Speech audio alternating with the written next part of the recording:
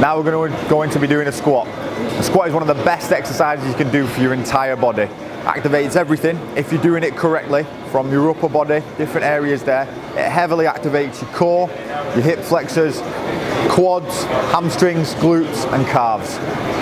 Now we're just going to run through the teaching points.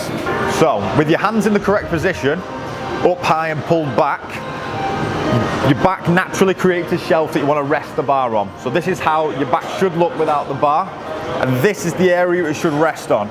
So your trap should make a nice shelf for it to rest on. It shouldn't be resting on your spine. You want to make sure it's not resting on your spine at any point.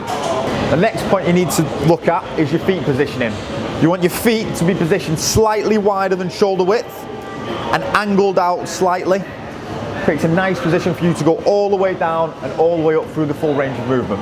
Now that we're in position for the squat, you're going to lift the bar up whilst facing into the squat rack. Take a step back so you don't hit any of the clips, and prepare yourself to go into the movement of a squat. Now that we've stepped away from the squat rack, we're preparing to squat. You want to make sure your hips come back as you're coming down, imagining you're sitting on a seat that's too far away for you. You want to make sure the knees stay behind the toes the entire time, and you want to drive up through the heels. A lot of people make the mistake of pushing up through the toes. As you can see here, the bars stay in a nice straight line as well. His chin's up, his chest is out, not too much rotation in the hips. You also want to make sure the knees stay in line with the toes. Make sure you don't let the knees knock in. That's really good.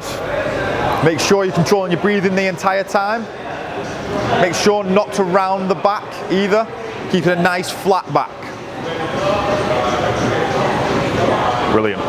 Okay, when you're done squatting, you just want to take a step back in and replace the bar to where you started with it. And then come back underneath the bar, making sure not to hit your head, then step away.